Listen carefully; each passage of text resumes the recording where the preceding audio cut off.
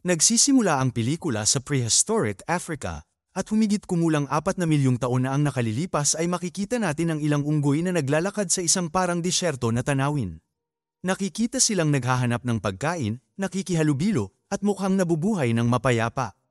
Isang araw ay isang grupo ng mga unggoy na ito ang nagtipon sa isang lawa upang uminom at maglinis ng kanilang sarili. Gayunpaman, lumapit ang isang karibal na grupo na gustong kontrolin ang mahalagang pinagmumulan ng tubig.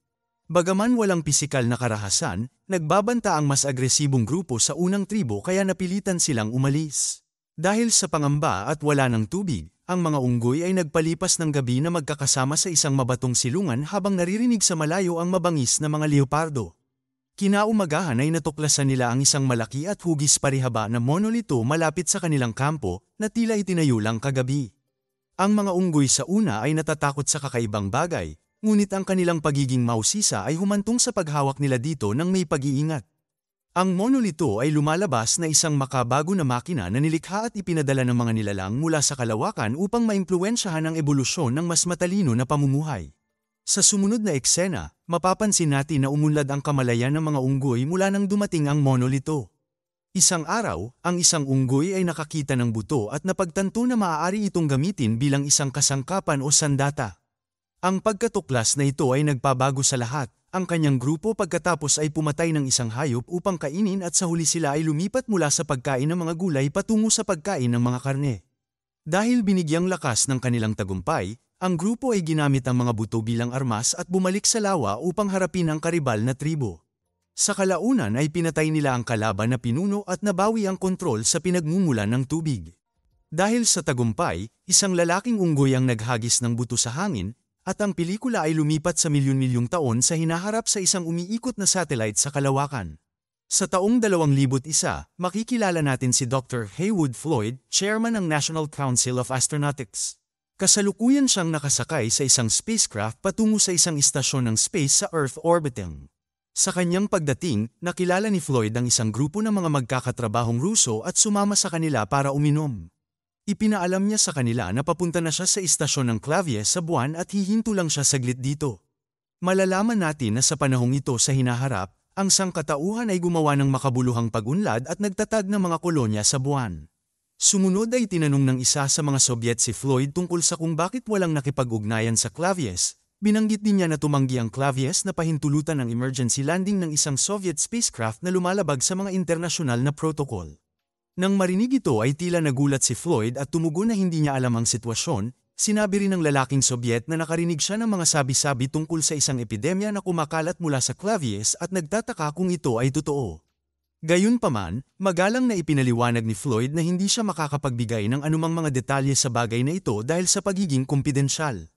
Kasunod nito ay nagpaalam na si Floyd sa mga Ruso at nagpatuloy sa kanyang paglalakbay sa istasyon ng Clavier. Sa kanyang pagdating ay nagpatawag siya ng isang pagpupulong sa mga matataas na miyembro ng pambansang konseho upang tugunan ang problemang gumugulo sa lahat. Doon ay nabunyag na ang sinasabing epidemya ay isang pandaraya na nilayon upang mapalayo ang mga Sobyet. Ang totoo ay naglakbay si Floyd upang pangasiwaan ang pagsisiyasat ng isang makabuluhang pagtuklas sa siyensya na hindi pa nila maibubunyag. Tiniyak ni Floyd sa grupo na nauunawaan niya kung gaano kahiyahiya ang maling kwentong ito para sa kanilang pasilidad. Ngunit binibigyang diin niya na ang paglilihim ng impormasyong ito ay higit na mahalaga. Pagkatapos ay umalis si Floyd at ang isang pangkat ng mga siyentipiko sa kampo upang siyasatin ang mahiwagang pagtuklas. Malalaman natin na ang pagtuklas na ito ay ang itim na monolito na katulad ng nakita natin sa simula ng pelikula. Sa daan ay nalaman ni Floyd mula sa isang siyentipiko na natagpuan itong nakabaon sa gitna ng buwan habang nagsasagawa ng magnetic analysis sa lunar surface. Sa ngayon ang lahat ng mga pagtatangka upang pag-aralan ang monolito ay hindi nagtatagumpay. Ang mga katangian at istruktura nito ay nananatiling hindi kilala at hindi ito nagpapakita ng mga palatandaan. Ang tanging katiyakan ng mga siyentipiko tungkol sa bagay ay sinadya itong ilagay doon 4 na milyong taon na ang nakalilipas. Di nagtagal ay dumating sila sa lokasyon at isang grupo ng mga siyentipiko ang nagsimulang kunan ng larawan ang monolito. Hinawakan ni Floyd ang kakaibang bagay at sinimulan nitong suriing mabuti. Pagkaraan ng ilang sandali ang monolito ay pinailaw ng araw habang ito ay sumisikat sa pagtatapos ng 14 na araw na lunar night. Ito ay bumubuo ng isang tuwid na linya sa pagitan ng araw, buwan, at mundo na may liwanag na sumasalamin sa monolito na tumuturo patungo sa Jupiter sa kalawakan. Sa sandaling yun, ang monolito ay hindi inaasahang naglabas ng nakakabinging acoustic signal na pumipigil sa kanila na ipagpatuloy ang kanilang trabaho. Kasunod nito ang eksena ay lumipas ng 18 buwan, kung saan makikita natin ang isang spacecraft sa isang misyon sa Jupiter. Makikita din natin ang 2 astronaut na nakasakay doon na pinangalanang Dave Bowman at Dr. Frank Poole. Bilang karagdagan sa kanila, 3 iba pang mga tripulante ang inilagay sa cryogenic slumber at hindi maaaring gisingin hanggang sa makarating sila sa kanilang destinasyon. Mayroon ding supercomputer na tinatawag na HAL na namamahala sa pangkalahatang pamamahala at operasyon ng spacecraft. Ito ay may mga katangiang tulad ng tao at nagagawang makumpleto ang mga gawain sa nakakamanghang bilis na walang mga pagkakamali. Ito ay may umiilaw na pulang mata at isang nakakapawi na boses na may medyo nakakatakot na tono. Malalaman din natin na ang HAL ay ang tanging nilalang na nakasakay doon na nakakaalam sa tunay na layunin ng ekspedisyon, na siyasatin ang koneksyon sa pagitan ng misteryosong monolito sa buwan at Jupiter. Ang mga astronaut na nakasakay ay walang ideya kung ano ang kanilang trabaho at inutusan lamang silang sumunod sa mga utos ng mission control. Nang maglaon habang kumakain ng gabihan sina Dave at Frank, nanunood sila ng isang panayam sa TV na ni-record nila para sa BBC. Tinanong ng tagapanayam ang mga astronaut tungkol sa kanilang pamumuhay habang nakasakay at ang kanilang karanasan sa pagtatrabaho sa Artificial Intelligence o AI. Sa panahon ng panayam, inilarawan ng HAL ang kanyang sarili bilang walang kakayahang gumawa ng mga pagkakamali. At ipinahayag kung gaano ito nasisiyahan sa pakikipagtulungan sa mga tao. Pinuri din ni Frank ang AI at tinutukoy ito bilang ika-6 na miyembro ng crew. Nang tanungin ng tagapanayam kung ang HAL ay may tunay na emosyon, sumagot si Dave na parang meron ngunit ang katotohanan ay nananatiling hindi alam.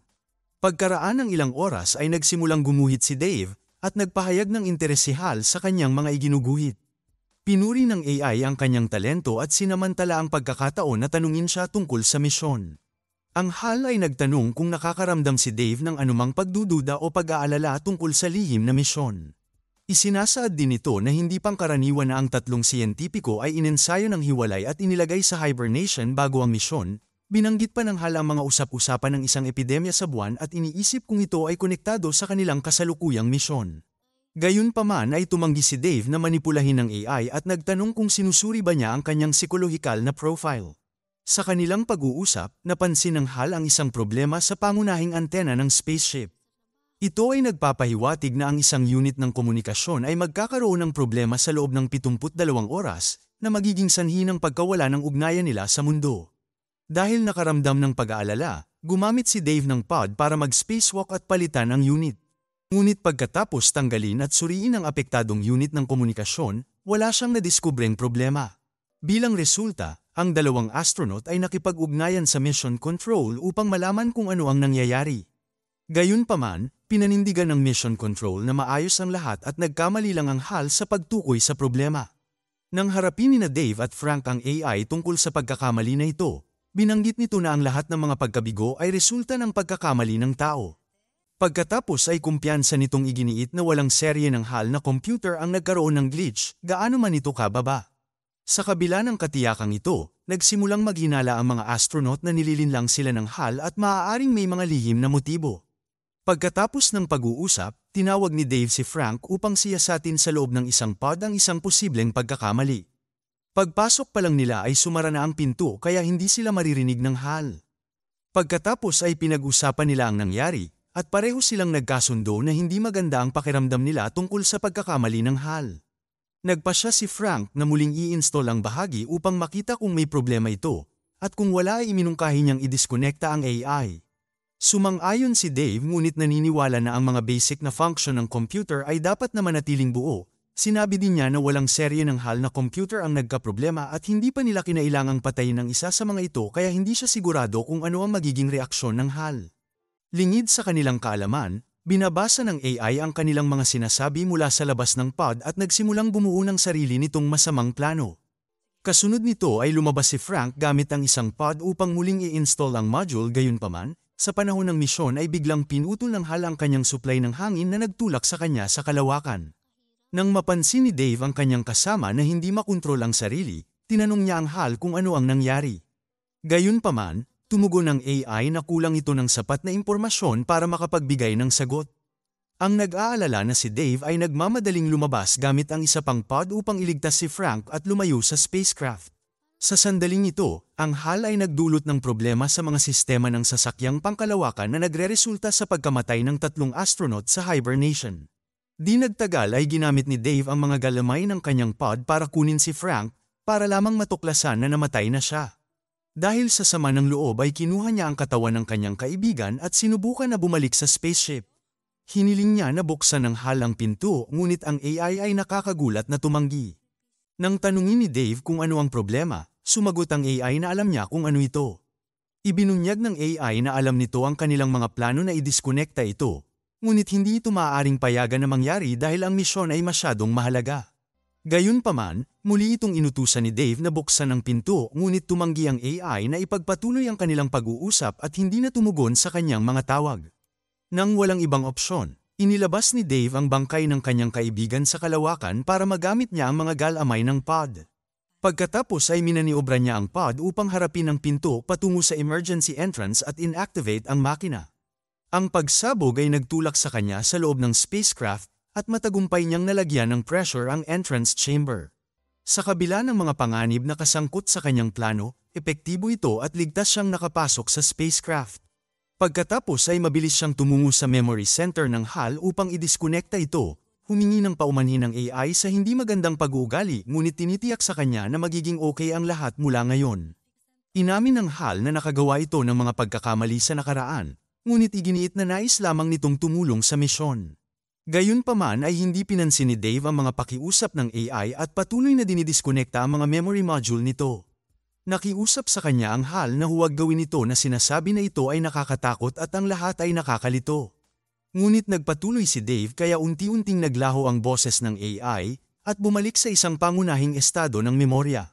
Sa sandaling ganap ng naisara ang AI, biglang lumabas sa screen ng computer ang isang mensahe mula kay Dr. Floyd. Ipinaalam niya sa mga sakay ng sasakyang pangkalawakan na ang tunay na layunin ng misyon ay manatiling sekreto ang lahat at ang HAL lamang ang nakakaalam nito. Ipinaliwanag niya na ang unang katibayan ng matatalinong nilalang mula sa kalawakan na nabuhay sa ibabaw ng buwan ay natuklasan 18 buwan na ang nakakaraan. Ang ebidensyang ito ay isang lumang monolito na sadyang ibinaon at naging hindi aktibo sa loob ng 4 na milyong taon. Patuloy sana itong mananatili sa ganoong paraan kung hindi dahil sa malakas na paglabas ng mga sinag na nagmula sa Jupiter. Sa sumunod na eksena, sa wakas ay dumating si Dave sa Jupiter at napansin ang isang napakalaking itim na monolito na lumulutang sa kalawakan na tila gumagabay sa kanya patungo sa kanyang layunin. Sumakay siya sa isa sa mga pods upang mag-imbestiga ngunit hinigop siya papunta sa isang makulay na tunnel. Natatakot si Dave sa mga nangyayari at napagtanto niyang naglalakbay siya sa kalawakan sa pamamagitan ng bilis ng liwanag. Sa kanyang paglalakbay, nakatagpo siya ng mga kakaibang cosmic phenomena at extraterrestrial landscape na may mga nakamamanghang kulay. Nasaksihan niya ang paglikha ng universo sa panahon ng Big Bang, gayon din ang pagbuo ng mga galaksi, araw at planeta. Sinusundan ito ng mga larawan ng protoplasm, single-celled organism, at amoebas. Susunod, dumating siya sa isang lokasyon na may topographyang katulad ng Earth, masaganang tubig, at kapansin-pansing matingkad na mga kulay.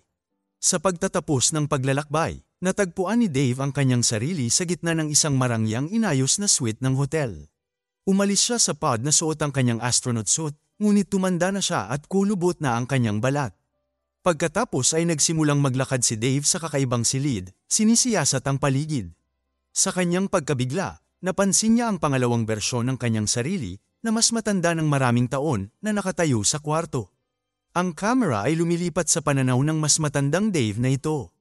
Habang ang unang Dave at ang kanyang pod ay nawala, kasunod nito, tumingin-tingin si Dave sa paligid at nakakita ng salamin sa banyo ng hotel. Habang sinusuri niya ang sarili, may napansin siyang ibang tao sa kabilang kwarto. Ito pala ay pangatlong bersyon ng kanyang sarili na mas matanda at kumakain sa isang mesa. Muling nagiba ang pananaw nang hindi sinasadya ng pangatlong Dave na bumagsak ang kanyang baso ng alak sa mesa at maingat na sumulyap sa mga tipak. Nang dahan-dahan siyang tumingala, nakita niya ang kanyang sarili na nakahiga sa kama, namamatay bilang isang matanda. Ang focus ay lumipat muli sa ika-4 na bersyon ni Dave na napansin ang isang napakalaking monolito na biglang lumitaw sa gitna ng silid. Itinaas niya ang kanyang kamay upang hawakan ito, ngunit sa lalong madaling panahon ay namatay at nag-transform sa isang embryo ng isang batang star. Pagkatapos ay natapos ang pelikula nang makita natin ang batang star na lumulutang sa cosmos bago lumipad patungo sa Earth. Salamat sa panonood. Para lagi kayong updated sa susunod na kwento, mag-subscribe at siguraduhin na naka-on ang notification bell. Ingat!